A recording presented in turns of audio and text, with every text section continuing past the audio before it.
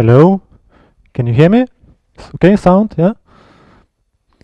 Rimante told me that I'm a famous entrepreneur in Lithuania. I'm probably very, very far away from that.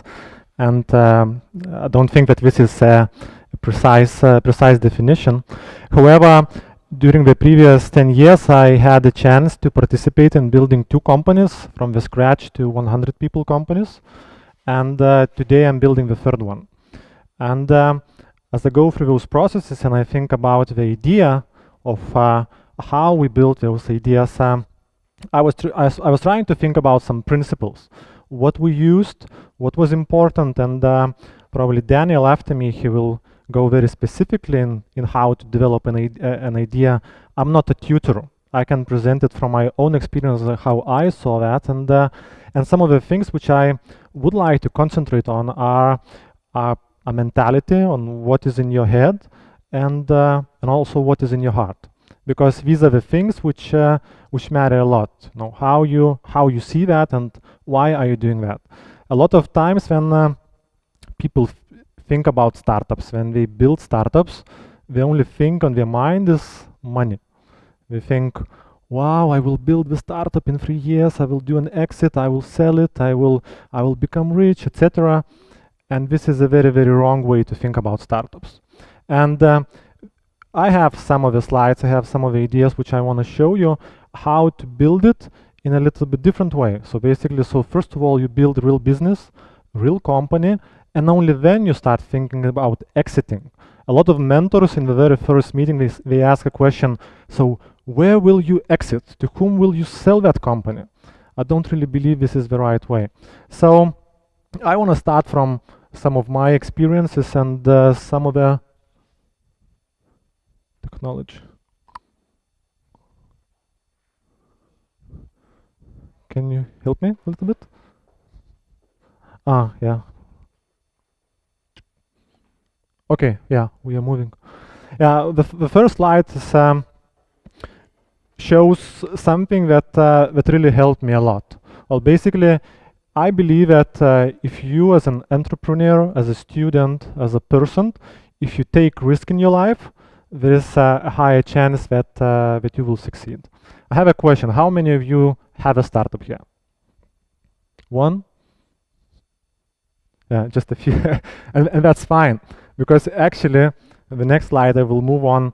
I will explore a little bit on that. But basically, those of you who have built a startup, you should know that you have to take risk. You have to go out of your comfort zone. You have to build something that hasn't been done before. And the first experience which I had, and something which I really recommend to everybody who wants to build a startup, is to gather some working experience. When I was young, when I was 20 years old, I got employed by a company. And this company was called Gaumina. Maybe a company that some of you know. By one stage, this company was the biggest e-communications company in the Baltics. Do you know this company? Do you have to speak a little bit about it or no? Most of you do, right? When I joined this company, there were 10 people in this company. So basically, you can say it was like a small startup at that stage as well. And when I joined the company, I was 19 or 20 years old. I was director's assistant, and I was the guy who was doing the shit work, running with papers, doing some small projects, all those things. When I left this company, it was a 100 people company. Imagine going from 10 people to 100 people in 5 years' time. And it matters a lot. Those things are very important because you don't have to risk your own money, you risk somebody else's money. If you fail, well, that's you didn't risk your own money, right? If you succeed, there's a lot of good experience that you have, and even if you fail with that company, there is still a lot of experience that you already have.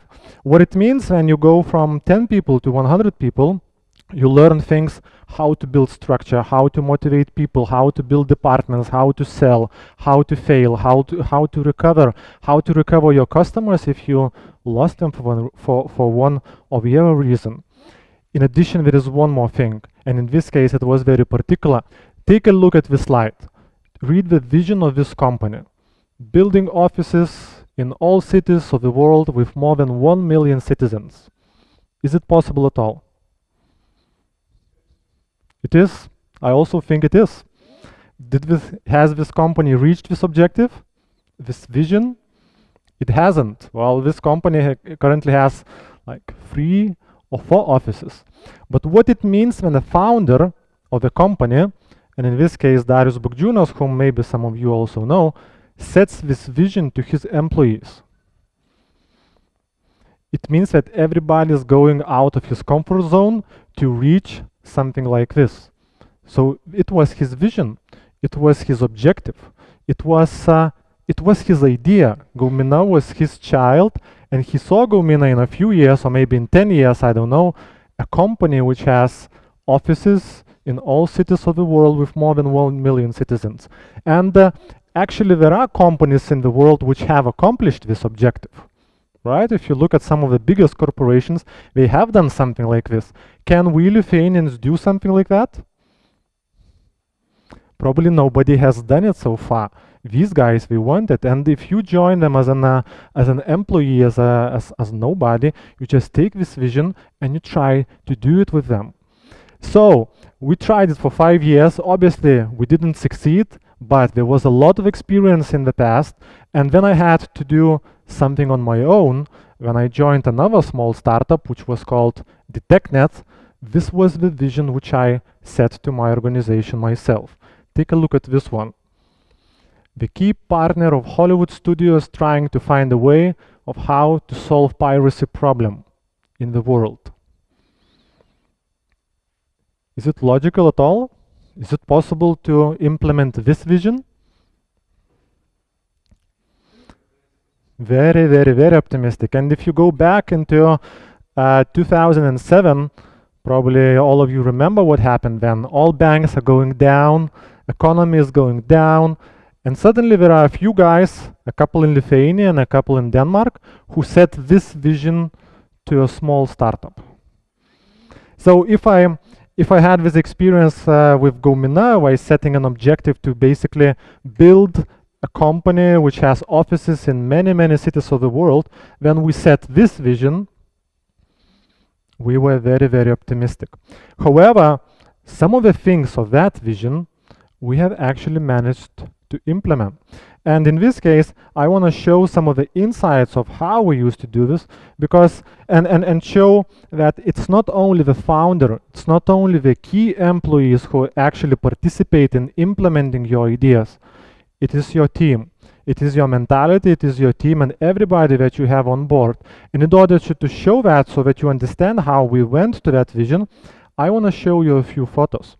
Now, if you go into our office, I still say our, I left this company about 18 months ago maybe, but yeah, then if you come to the TechNet office like 3 years ago, this would be the first thing that you would see in the company. Basically a garage of bikes, a few posters. What is missing here? Remember, this is 100 people company which was built from the scratch. What is missing here if you compare it to a normal standard organization when you first enter to the office? Yeah, there is none, right? We already have one now, right, Andres? Andres is currently an employee of Mark Monitor. By the stage when I was managing this company, we didn't have one. And my idea was that everybody in the company is responsible for everything that's going on in the company. Now imagine here, imagine who opens the door if somebody comes. My answer was that the guy who's closest to the door. Who makes a cup of coffee to Antanas Zabulis when he comes to the office? I do, because he's my guest. And who then cleans a cup of Antanas Zabulis? It's me again. In our company, we even had people, well, a guy who was called a monster of refrigerator. Guess what he was doing? One day he wrote an email to all of us saying that I will throw everything from the refrigerator if you don't eat it or take it yourself. So this is a kind of a company culture where people are actually interested in doing something. We are not just employees who are actually asked to do something, but these are people who actually can develop something and can be creative enough to do something. This is a pretty standard work desk in the company, which is probably a little bit similar to your or mine desk, well, when I was a student, maybe a little bit similar to the desk that you currently have. But if you look at this from a high perspective, probably it's a mess, right? However, if you look into some details, these are some of the things which really matter a lot. For example, take a look at this, at the pink dog. Well, this is an artifact which is important to that person. If you look at some of these things, these are some of the awards that this guy got from some of the events in the company, and they mattered to him a lot. If you look at some of these bottles, there was actually like a wall of bottles and just behind him, and this was the way he imagined his workspace, where he was creative enough.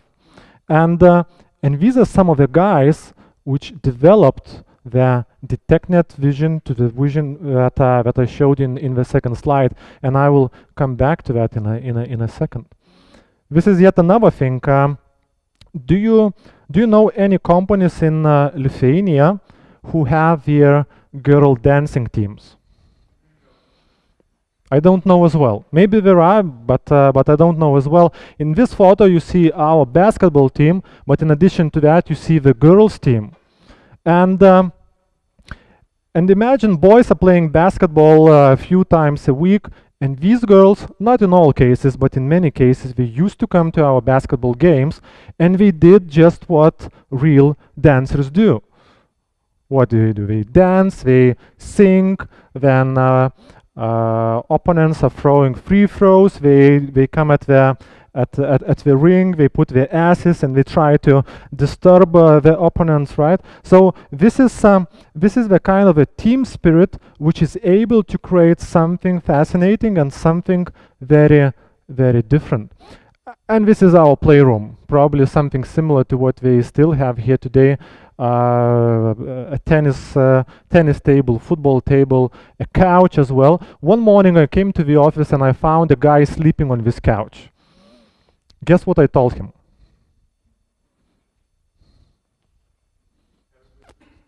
Have you slept well? Yeah, I actually asked him to go to the shower, because we also had a shower, and this was pretty normal. So now where I'm heading to. Now, so you see a lot of photos, a lot of young people, a lot of people whom you would say basically could be a bunch of students, a bunch of young people. However, these are the results. These are the results of this company and how fast this company was growing. Not only it won a Gazelle of, not only it won an award of a Gazelle in 2010 for 2,400% growth. And we won this award not in Lithuania, we won this award in Denmark, because some of the partners whom I had were the Danish guys. And some of the customers that we had were the Hollywood studios and the Bollywood studios. And now imagine you come to Los Angeles and you're speaking to Warner Brothers or you're speaking to Disney and you say we are the fastest growing company in Lithuania. Guess what the answer would be, or the reaction would be? Yeah, so where is Lithuania? And basically they wouldn't get it, right? So these are some of the things that that we managed to achieve. But now the most important. Now remember the vision which I told you about? Basically to be able to solve the piracy problem and help the biggest copyright holders in the world to solve the piracy problem. Is it possible to solve the piracy problem?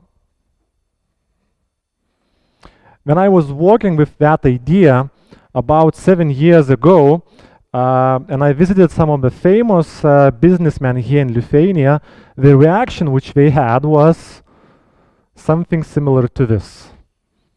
That's what they told me. Well, it's not possible to solve that problem. Well, you are an interesting guy, but you are on the wrong boat. Now, these are some of the results that we managed to do. And And the most important thing where I'm going to is that it wasn't me who developed a way to solve the piracy problem. And actually, it wasn't my management team. In most cases, these were those guys which I showed in those photos who were able to develop this idea further. These were the data analysts who were crunching data that we managed to collect. If you think about the piracy problem and you think about the way to solve piracy, this was our approach. We have to scan data, we have to collect data. We used to scan all the piracy networks, BitTorrent, RSC, Denki, Google, Megaupload, all those websites, and we used to collect tons and tons of data. Every day, every hour, every minute, every infringement. What you have then by the end of the day is what I call a pile of gold. And this is a pile of gold because you see what everybody is doing on the internet. You see who is downloading what, at what speed, at what quality, what language, etc., and how they use that content. And once you have this, you are able to make business decisions. Now the beauty is that you are not able to solve the piracy problem 100%. Everybody would like to do that. But now guess what? Imagine you were able to turn 1% of world pirates into legal customers. How much more revenue would Hollywood studios had if you were able to increase if you were able to turn 1% of worldwide pirates into legal customers? What are the best guesses? 2 times? 10 times? And if you were able to turn 5% of worldwide pirates into legal customers? Even more, right? And the fact is that it is possible to turn 5% of worldwide pirates into legal customers. And a couple examples which I can share are the following. For example, we were scanning all the Hollywood content, and one day we found out from our data that there is such a country called Canada. And in Canada, there is a Chinese minority. And it seemed that the Chinese minority has a huge demand for the Hollywood content. And we came back to the Hollywood studios. We said, well, no, there's Canada, a lot of Chinese people. They have this demand. The first reaction of theirs was, no, this is not possible. There should be like a technical mistake in your data or something like that. Once we analyzed that data and we came back to them again, we said, well, you know, there is a pattern. There are some social patterns why this is happening. If you go to Canada, there is a Chinese minority, and they have a feature that in many cases Chinese people don't speak English language, or they don't speak the other local languages like French, for example, in Canada. And in this case, what happens is that there is a Chinese minority in Canada. They have a demand for the Hollywood content. However, if you don't speak English, they have no way in Canada to get the content. There are no movie theaters which are showing this content in Chinese. There are no legal streaming services, no legal DVD sales services, nothing. So imagine you were a lonely Chinese guy living in Canada and you want to watch a Batman movie. What are the options that you have? Learn English or download from BitTorrent, which is the easier way, right? So basically, and obviously this is not an answer for Hollywood studio, you know, what to do. However, if you get to the data, if you crunch the data, you can start building a business model. So does it make sense to open a new movie theater in Canada just for the Chinese guys? Maybe, maybe not. You have to look at how many Chinese guys there are. If you go to the other business cases, maybe you have to open a streaming site just for the Chinese guys. Maybe you have to start selling DVDs, something. But in this case, you already start turning some of the legal customers into legal customers. Can you turn 100% of them into legal customers? Obviously not. Can you turn 3% of them or 5%? This is this is possible. And the beauty is that these things can only be found by those guys whom I showed you in the previous slides, by data analysts. And this is a company structure that we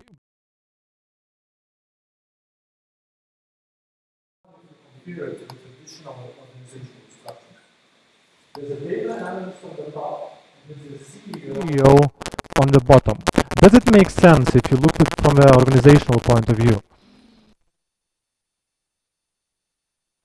Analyst, who is basically a guy whose salary probably is the smallest salary in the organization.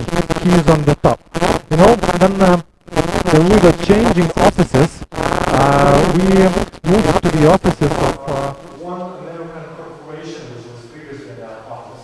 And just to give you a sense of what we found, it was about 800 square meters office. And for 300 square meters, there were 2 bathrooms and seats for 6 managers.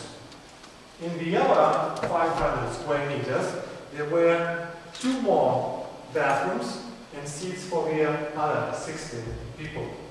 So imagine an office layout like that. How does a company treat its employees, and what does the company think about its employees? What we tried to build in our organization was some commodities, some facilities around so that these guys, the data analyst guys, would be the ones who are sharing all the same benefits that managers have, or in some cases even bigger benefits, like parking spaces, and in some cases salaries, bonuses, options, etc., etc. So as the first thing when you are thinking about your company, it's not only the idea, it's also the team and also the culture of your team, because if you are able to turn your employees into happy people, most likely they will be able to turn your customers into happy people, and this is what you want to do. So this was basically my second experience, my building the second company which I had a chance to build when I was no longer an employee. At the same time, I was not a founder, but I was one of the key executives. At the moment, I am building my third company, and this company is called Vorapay. Has anyone heard about Vorapay here in Lithuania? Yeah, a few guys. So this is something that I'm already building from the scratch here. Well, I'm now 31, right? And this is, I can say, this is my first company which I'm building from the scratch. It took me 10 years to learn something. It took me the first 5 years when I was an employee. It took me the other 5 years when I was a manager and also one of the partners in the company, but I wasn't the founder. In this case, I'm doing this from the scratch. So 10 years of learning how to develop ideas, how to build them, how to turn them into something really magnificent. And if you think about Vorapay, there are a few ways to understand it. You can say this is a mobile application, which it is not, but at the same time it is as well. Well, Vorapay is a platform for mobile wallets. Our customers, on the one hand, are payment institutions. On the other hand, our customers are merchants. And we started from restaurants. A couple of years ago, maybe 3 years ago, I had a vacation in Italy. And I was in a restaurant, and it took me quite a bit to get my bill when I was in that restaurant. And you know what the consequence was? I missed my plane. It was that bad. So basically, once I came back, we sat down with a few guys and we started thinking, how could we solve that problem? And apparently there is a way to solve that problem, because if you are able to do a self-checkout and a self-payment, you could at least partially solve that problem. So imagine you sit in a restaurant, you take out your mobile phone, you scan a code which is on the table, you get your bill, you make a payment, and you go out. So basically, a checkout in a restaurant can be done in just a few minutes. if it works correctly. Now, at the same time, this is something that is very, very easy to scale, because in this case, the only thing you have to do is to integrate with some of the key point of sale softwares, and if you're able to do that, you are able to scale that solution to the other countries. And that's something that we have already done. We are integrated with some of the major point of sales software providers, and we are scaling that business. This is how it looks like in some of the locations. This is one of the restaurants where there is a stand on the table which you scan, get the code, make a payment, and that's it. Some of the other visuals which you could find here in Lithuania. The beauty is that some of the same principles we work in the other field. So it works in Lukoil as well. So if you come to Lukoil petrol station, you fuel your car, you scan the code, get the bill, make a payment, and drive out. In Lukoil, it is enough to have only one person in the queue standing in front of you at the cashier who's buying a hamburger or a sandwich or coffee or whatever, and it will take you 3 or 4 minutes just to wait for that guy to make a checkout and to make a payment. And some of the same principles of our system then work in this case as well. In addition, it can be moved to the other fields as well. Just last week there was a Vilnius Jazz Festival, and some of the most convenient, some of the most common ways now to sell tickets are to go to ticket providers like Tiketa or Bilietai.lt. We know some of them. However, we haven't tried something like this, that if you are just distributing your QR code, which is scanned with a mobile phone, and you get a ticket straight to your mobile phone. It can be that easy. Or this guy, think about the donation stuff. If you want to donate something today, there are basically 2 ways. One way is the text messages. However, in this case, you have a limit of 10 liters for text message, and the other way is a wire transfer. However, doing a wire transfer requires you to sit down at your computer, to log on into your banking, etc. Now, in this case, imagine you just scan this code, you select the amount that you want to donate, and that's it. And the donation stuff obviously works in all the other cases as well. So, if you look now from a merchant point of view, let's think about a restaurant. Imagine you're a restaurant owner, and you have a lot of waiters in your restaurant. What do we do? We run with bills, with POS machines, with credit cards, with loyalty cards, with cash, with change, etc. So basically, waiters are technical workers only, right? So do they smile to you? Do they offer you something? In most cases, they do not. Now imagine in this case, like a peak time, when there is a lunch time, and obviously in those scenarios we don't have a lot of time to smile at you or to offer you something. However, in this scenario, if we are able to take out some of the tasks which waiters are doing, in those scenarios we are actually able to save a lot of your time and make sure that they communicate to you a lot more. So this is the third idea which I'm currently building, and again, if I look from my previous experiences, most of these things which I'm showing to you today, these are not the things which I developed myself. These are some of the things which my team developed, and this is something that I believe is very important. That as a founder, you don't have to think about everything. As a founder, you don't have to be the person who knows everything, who knows all the answers, who's developing all the ideas. It is important to select the team around you, some of the people to whom you can share those ideas and who are creative enough to add to some of the ideas that you already have. So this is my experience. This is how I grew from a student to the guy who's building those organizations. And coming back to the first sentence, I'm not a successful entrepreneur now. We'll see what happens in 10 years.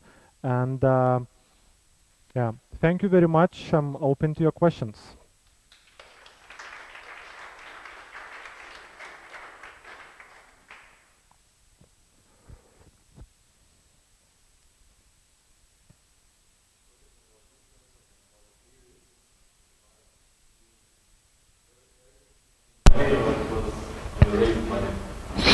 Yeah, in this case, in WarpA case, we are finishing our first round at the moment. With detecting that it was we had, well, we can call it an investor as well. It was interesting. It wasn't a VC fund. It was a firm of lawyers who invested in that company, because at that stage, fighting piracy was very much about legislation. And when we came with that idea, VC funds they didn't realize how we are gonna grow this, and but lawyers did. And in that case, lawyers were our investors, but not from Lithuania, from Denmark.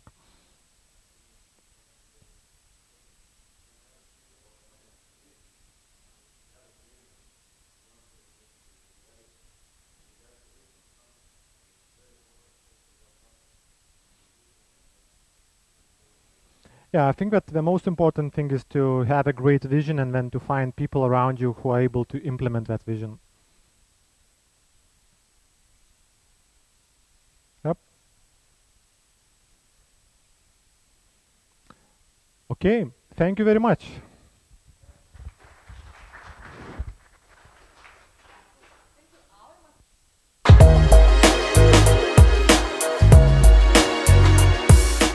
All right, let me just move this over here. 1 second.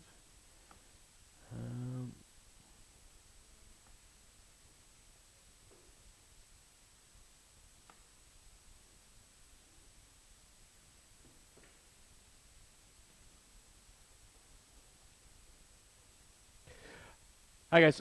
So like she said, I'm Daniel. A little bit about my background.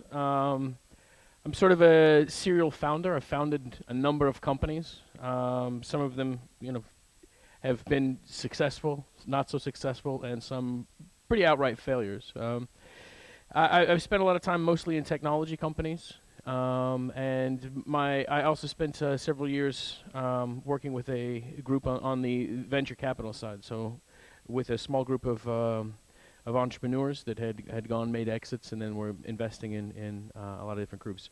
And right now, I have a couple of different things, like a couple of NGOs. One is this we're going to talk about with Start Karma. So some of the things that we're going to discuss here come out of this project called Start Karma, which is something that I created to kind of help young entrepreneurs.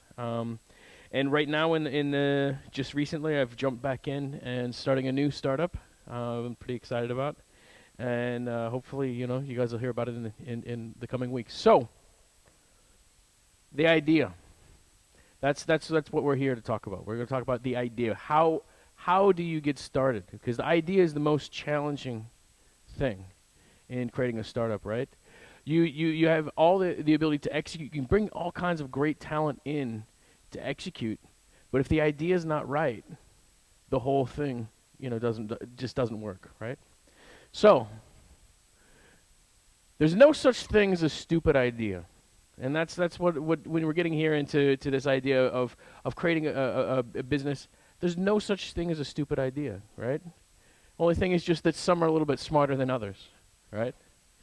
So what makes a smart idea, and how do you take a smart idea and move it into something that's actually real, tangible, right? Biggest thing in starting to have an idea is an idea doesn't need to be sophisticated to be brilliant. Sometimes there's just a very little small, simple thing that's genius. How simple is a Post-it note? Twitter, Instagram, dead simple services. There's all these gaps in between things, right? None of these things exist really on their own. Each of these things, for example, is solving a problem of something else, right? Small little thing, right? This is just, how can I take in small little snacks of information and get those to people? How can I better share my photos and make me look like a better photographer? How do I put something and stick a note there to remind someone to stop stealing my stuff out of the fridge, because I can't put little pins on the outside of the fridge? So sometimes in these cases, even the more simple is better, right? The more simple you can come up with is the better idea. So start simple, with your ideas, right? Start extremely simple and only get more complex if it's absolutely necessary. Absolutely necessary, right? So, by simple, I also don't mean do something small, right? But solve big, achievable problems. You say, post-it note, simple problem, right? Simple problem, simple solution, but it was a big problem. And it had a big market, it had a big potential there, right? Same with Twitter. Simple solution, big market, big potential, right? So by simple, I don't mean make it small, make it tiny, but big, but achievable, right? And let's get into kind of what is achievable and what is big, right? This is one of the biggest things that I see with founders, young founders trying to start out here in Lithuania.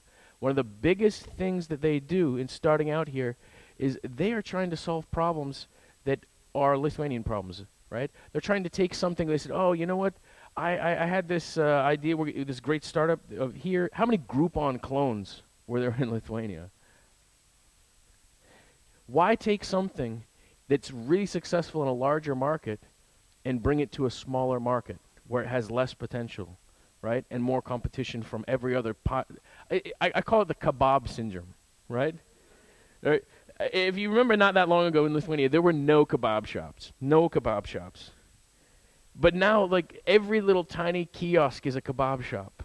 And they're terrible kebabs, most of them, actually.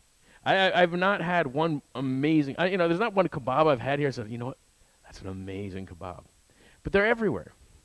They're absolutely everywhere. So that's the kebab syndrome here, is taking something and copying it, cloning it, and putting it someplace else. Why do something that someone else is doing better, but do it more poorly in a smaller market? So think about problems that you can solve that are for a bigger market, right? That have bigger potential, right? Don't think about things that are are unique necessarily to Lithuania. Think about things you can create in Lithuania, maybe test and expand, right? And go to a larger market. The new startup that I have right now, we're getting kicked off. It's in a really niche little market, but we're building it in Lithuania, right? We're building up the team here, but we are starting and launching exclusively in the U.S. It will launch in Lithuania probably much later than in our initial market, right? Another thing, it's good. It's good to think global, right? It is a good thing. Get out there and research as much as you can about a lot of these other markets, a lot of these other entrepreneurs that are working in larger global markets, right? There's one of the incredible things you have here in Lithuania is you have an incredible amount of talent, a high concentration, right? I honestly believe that there's a higher concentration of talent per square, meter even in Lithuania, than in Silicon Valley, right? More highly educated population, but they're not attached to the right ideas, right? If you could attach that talent to the right ideas, you have an incredible amount of potential. So, how do you know if your idea is good?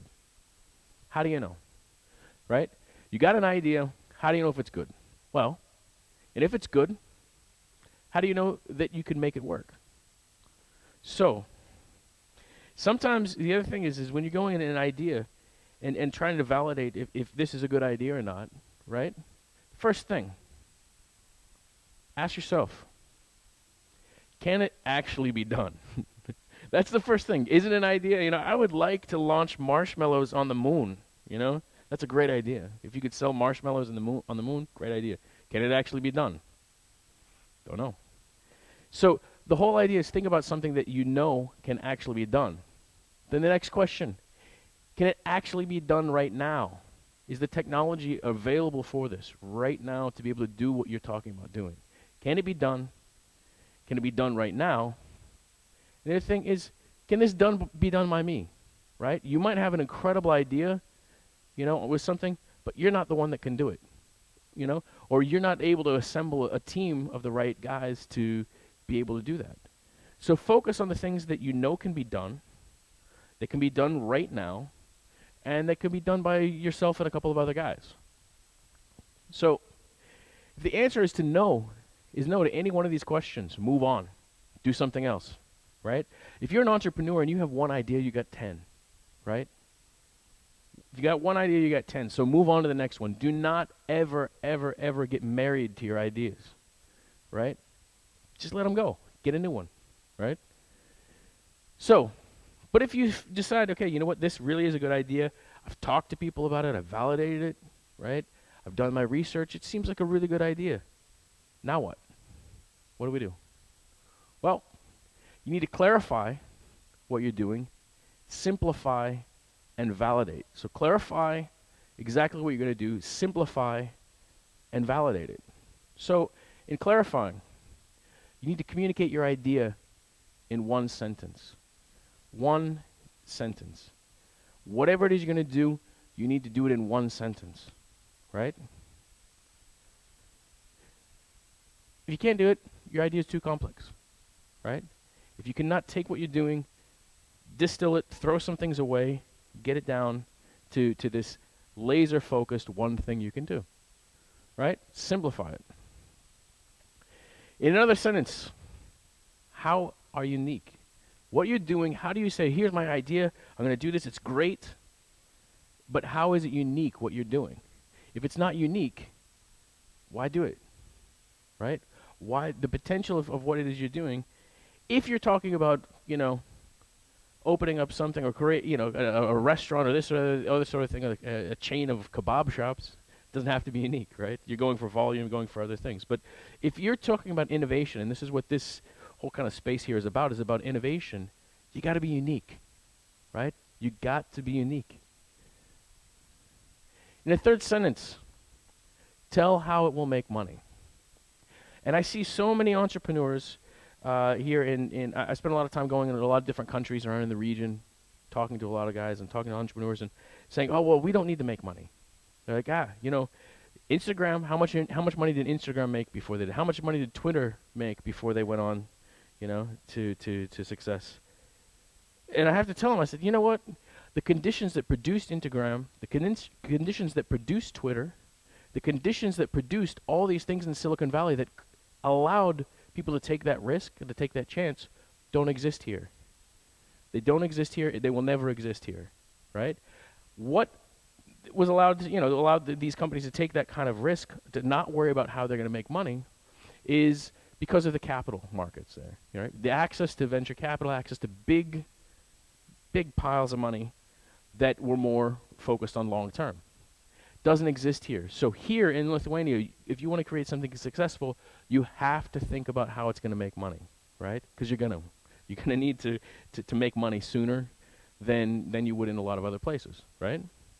So what you have right there now, those three things, that's your first 3-slide PowerPoint, right?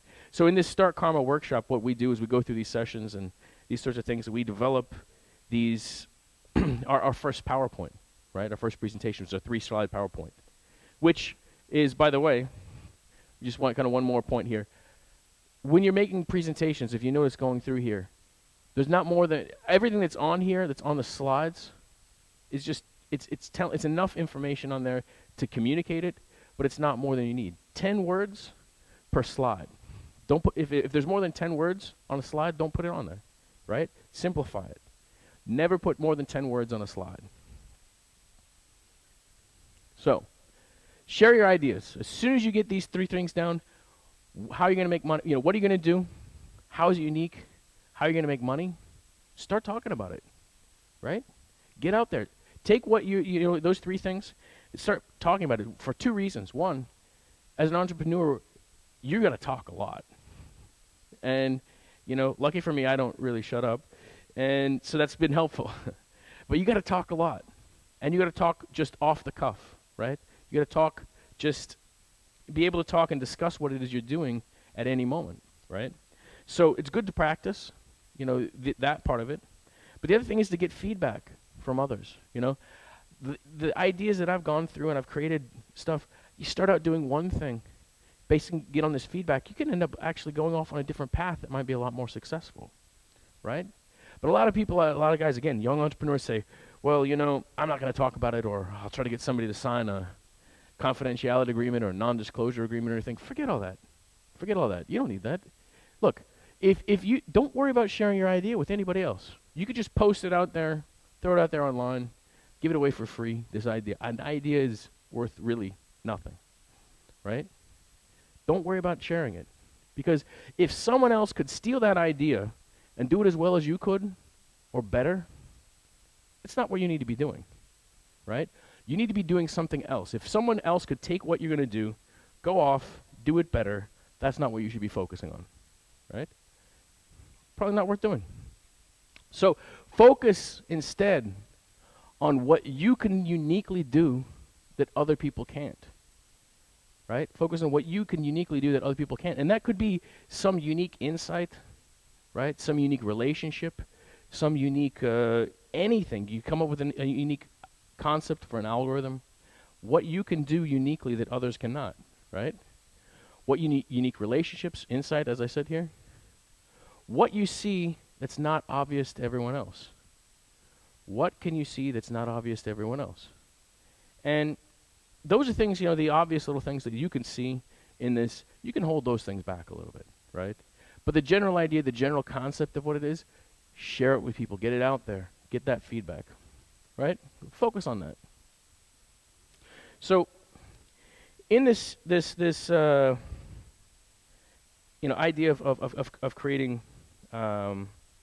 things, we go through these exercises with these young entrepreneurs, and we get them to write down a whole bunch of ideas, and in starting to actually create a company. What we do, what's interesting here, is taking and write down, just brainstorming. You know, getting in a group of guys that you think you might want to create something with, brainstorming, throwing down a whole bunch of ideas. Then go back through this process of, can it be done? Can it be this? You know, and crossing some of them out on the list.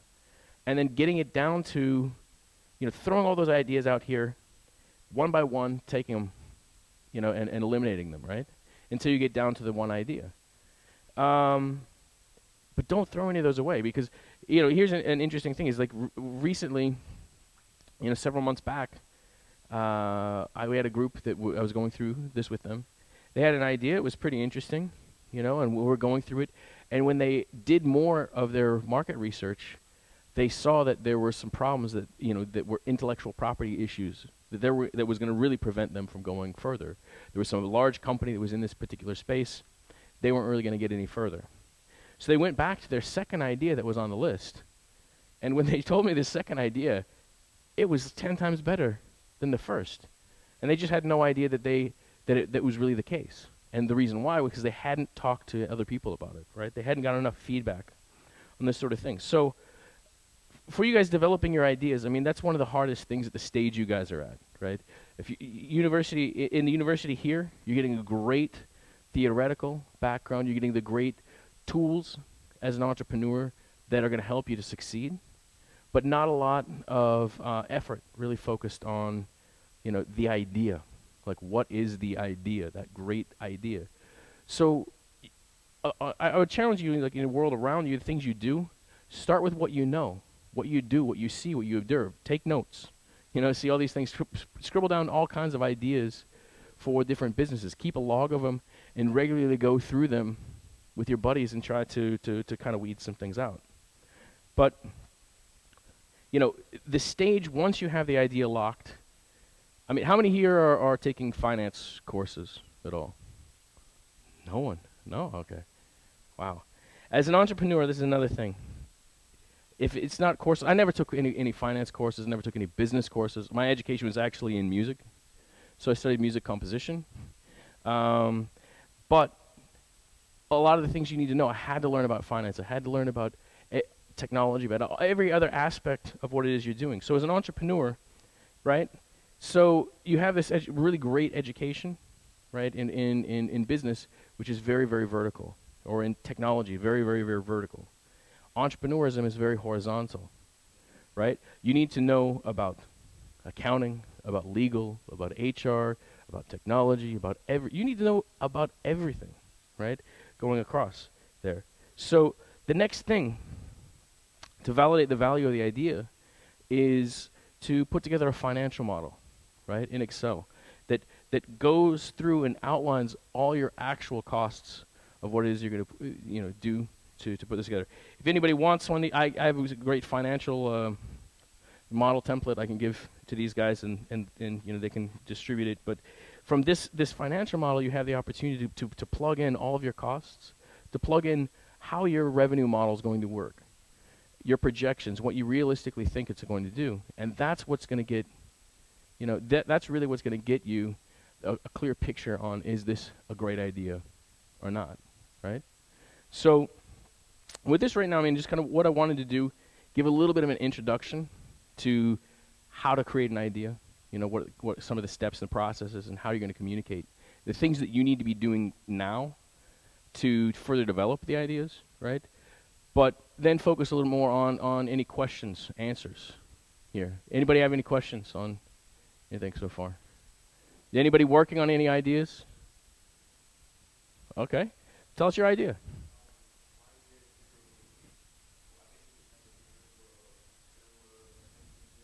Mm-hmm.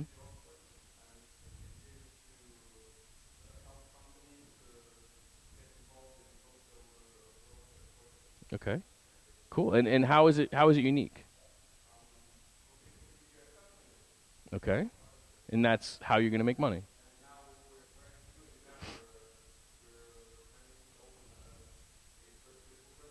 Mm-hmm. I've seen that actually. Yes, I saw that. That's cool. Cool. Ah, okay. Okay, there we go. Who else? Yep.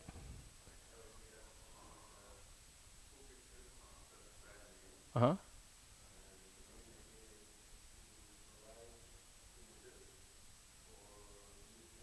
Uh-huh. Interesting.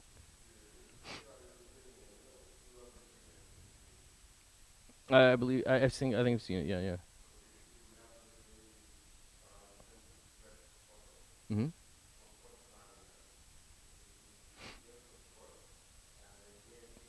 We want to address somehow what we are doing.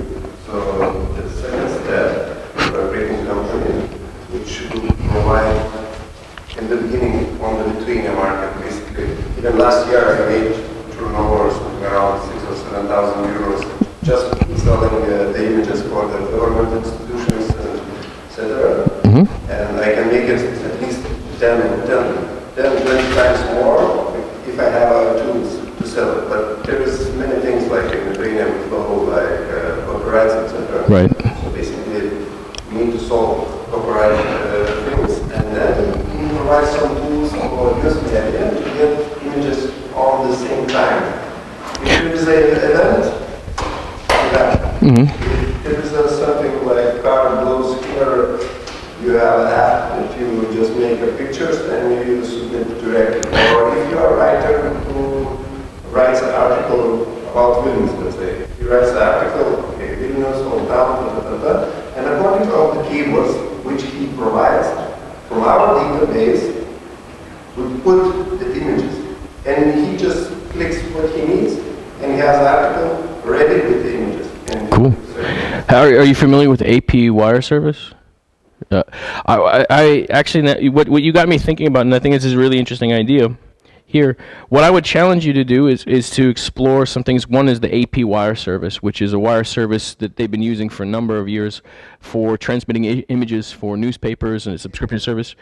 The idea of crowdsourcing that is very interesting, to have a lot of content contributors contributing to this real-time content, this audio, video, where we have this always available, sort of media, people being able to capture things in there. The challenges that I think you need to go through is the legal side of the rights, and that's going to be an interesting challenge, but I think it could be a very, very interesting opportunity.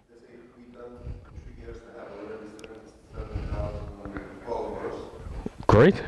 We will have a market where we will sell the photos for the individuals, we will sell the photos for the, and we will build a community of photographers. Right now I'm building the community, basically in real life, not online. We are making like seminars, etc. We discussed about legal issues, how to sell, how to promote yourself, etc.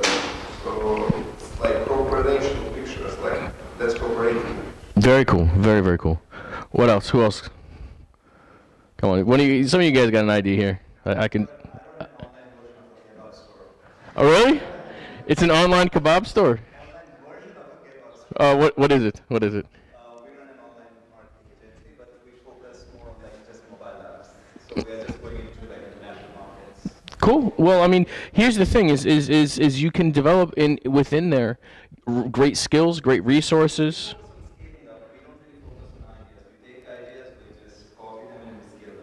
Right. Now, I mean, what you're going to find, I mean, you look at companies like, what is it, Rovio, right? They started out doing app development, and they started on the side to create some of their own things, and then it spun out and do.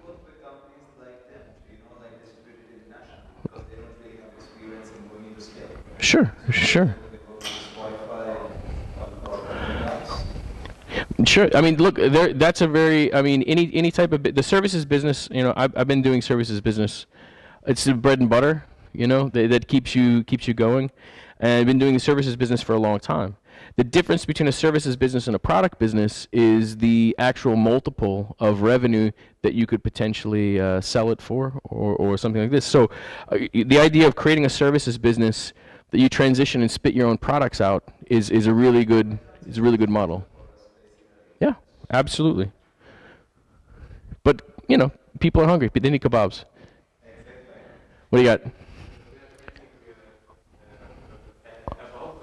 is controlled by a phone and with sensors that this lamp could control by itself. Uh-huh. And yes. So the sensors are being controlled by what exactly?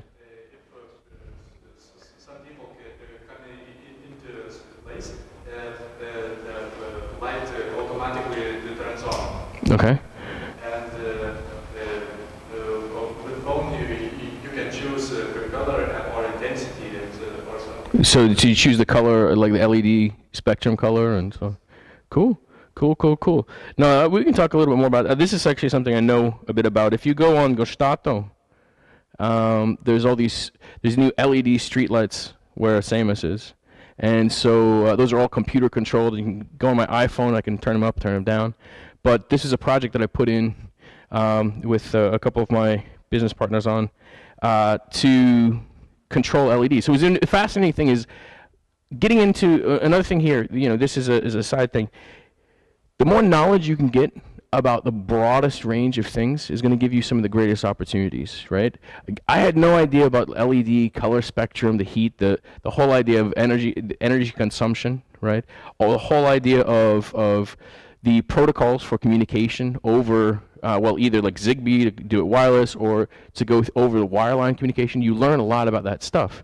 Anytime you can learn about things, and a broad range of things, you know, you're going to end up being a lot more, this knowledge is power, right? You're going to have a lot more potential, a lot more opportunities. And I also, how many people in here can code?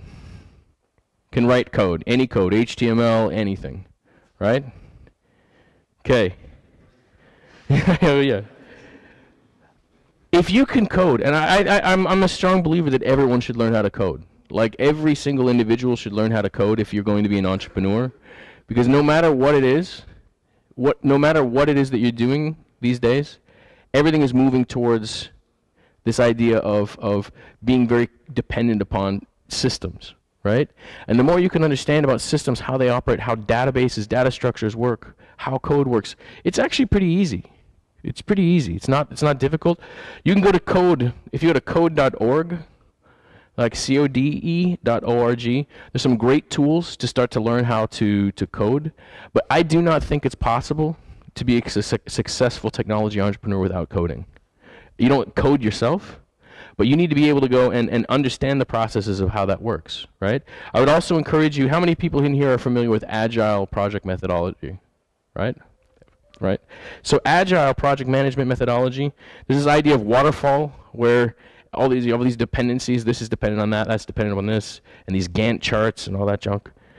Agile is exactly that. It's agile. It develops continually on its own. These are two concepts. If you're going to start a technology company, two essential concepts for you to really understand. One, coding. to agile project management methodology. Just Google it. There's a lot of great resources on that. So anyway, back to this point, I think there's some interesting things. What I would encourage you to do in that space, that's a space with this home automation and all these other things that's moving very, very quickly. There's a lot of great players in there. Philips is really, really strong in there. I would also look at Microsoft and Google both have really interesting home automation things. Google recently bought a company called Nest, which is doing thermostats and lighting and all that sort of thing. And then if you go to internetofthings.com, it's a project that Microsoft is doing to try to do home automation. And the idea that all these devices here are going to start to interact with each other, and they're going to be an internet of things, right? That a watch is connected to the internet, all these sorts of small little task-based, task-focused devices. So that's where I would start to, I mean, there is going to be potential in there. There's a lot of things that, you know, it's really becoming a very rapidly developed space. So I would encourage you to look at those things and start to brainstorm and come up with ideas in that. Who else? Yeah.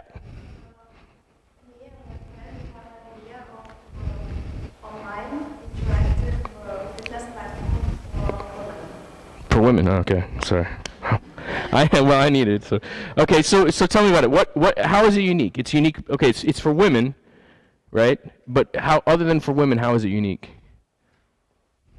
Because it would be not only pre-recorded videos, but also online streaming. Mm-hmm. Oh, so you can have fitness classes, right, and fitness training, like anywhere you are. Okay, interesting.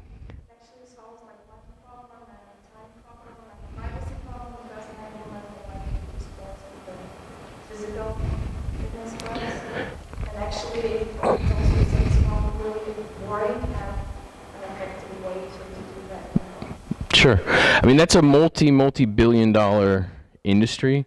And in these very, very big industries like that, if you can capture a small little piece, you can create a really, really successful company. What would be interesting there is to look at the idea of creating relationships with partners, right? For example, a chain of fitness clubs where you can take their expertise, their knowledge, and their brand and extend it to do kind of like the same thing that you do for distance learning, but for distance fitness. Right, and putting with it some other types of applications where people can track their progress and so on. If you want to look at the potential of that, what you're doing is kind of extending on the types of businesses that, you know, for the home DVD and the home, you know, DVD fitness programs like P90X, things like that. I would look at what those guys have been doing, look at the revenue that they've been doing, look at how they marketed and distributed it. Because doing something in a very similar way, but extending it and making it actually interactive and trackable is quite interesting. So I think that actually has some pretty interesting potential there. What do we got? Yeah.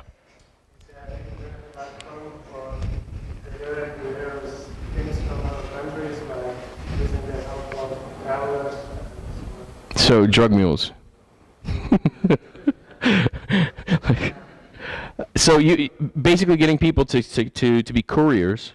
So it's a courier service that is a sort of like an Airbnb of courier type of thing, right?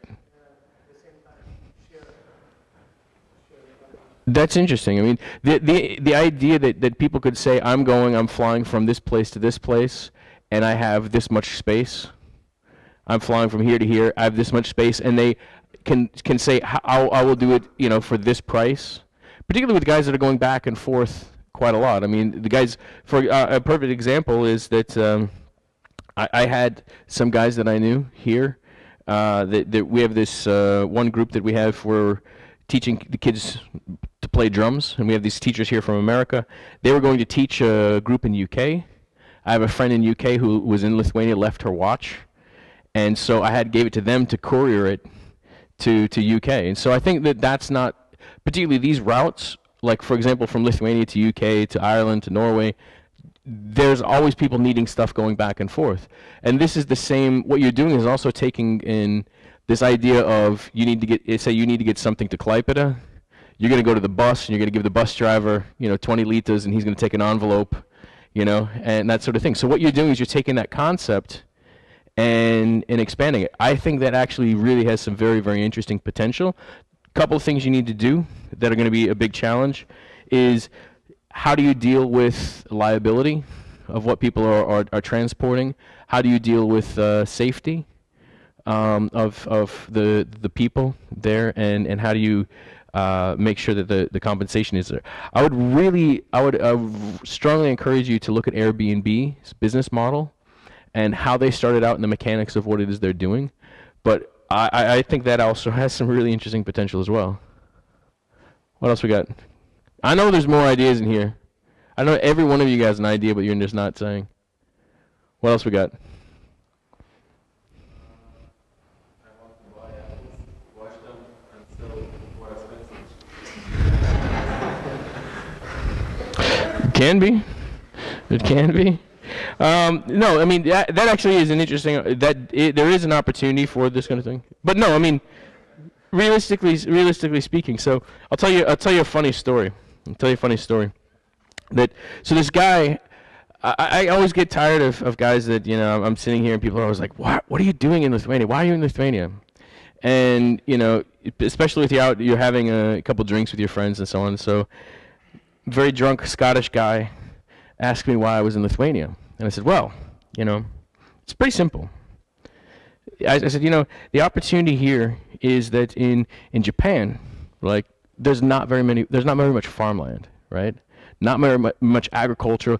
A lot of people on a small amount of land, right? It's really expensive. Lithuania, you got all kinds of land, right? You just so much land, not for the number of people that you have, not enough people, right?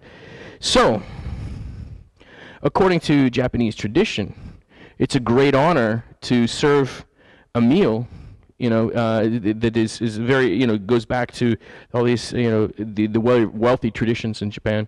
Serve a meal that is your own cow, right? That you watched grow, right? And you have to have it from birth. You see it being born, you know, and you feed it with your own hand. And this is true. This is actually very, very, very true. And so I told him, hey, you know, what we did is we went out near Ukmergė, and we created a little farm, and we made it look like Japan. You know, it looks like a Japanese farm in there, and we put in these cows. You know, we get the cows mooing with a Japanese accent, and you know, we have this whole thing. And then what we've done is we said, oh, we have the guys, you know, when the cow's born, they can watch it on the camera. There's cameras everywhere. You know, it looks like a Japanese farm, and so we have also the workers there, only Japanese workers there that are going and you know, seeing around. So everyone thinks, okay, it's in Japan. You know, it's this cattle thing in Japan. They push the button, the food falls out, so it's all according to all these traditions. And I said, and we got in with the Yakuza. And, you know, with the Yakuza, we're actually going for all the Yakuza guys. They want to be tough. They want to be these, you know, to show off. And so, you know, we've contracted this farm, and we're just taking these cows. You know, we're selling these cows for like 15,000 euros each to Japan. And the guy's like, wow, it's amazing. It's amazing. And he's like, wow, I'm really interested to do this. And I said, well, I can't, you know, I can't really tell, you know, it's the Yakuza, you know, I can't really get you in on this. And he's like, well, you can do it yourself. Okay. I see this guy a few days later, and in the same bar, he comes runs to me, he's like, I've been out to visit all these farms, and he's investigating this whole thing. He's like, it's genius. He wants to do it. So, I don't know, maybe the guy actually ended up doing it, but you know, that's the idea of washing apples and selling them for more. There are ideas, there are weird ideas, like the Japanese virtual cow farm in Ukmergė could actually work. But we got more ideas, come on. Any other questions on stuff? Just general questions. Has anyone here actually gone through and tried to start a company? Yeah. Okay. Do you incorporate it? It's the incorporation's done, and you're doing this, or you're actually in the process, or? Cool. Cool. So no, I think actually with Startup Lithuania has a lot of good resources on the process of starting a company, which is a big challenge in Lithuania. I think for young entrepreneurs, it's not as easy, all the logistical sides of things, as it is in a lot of other places. You know, but I think that shouldn't be something to discourage. But Cool. I think that good. You know, all right, guys. You know, it was a good time, and hope to see you guys soon.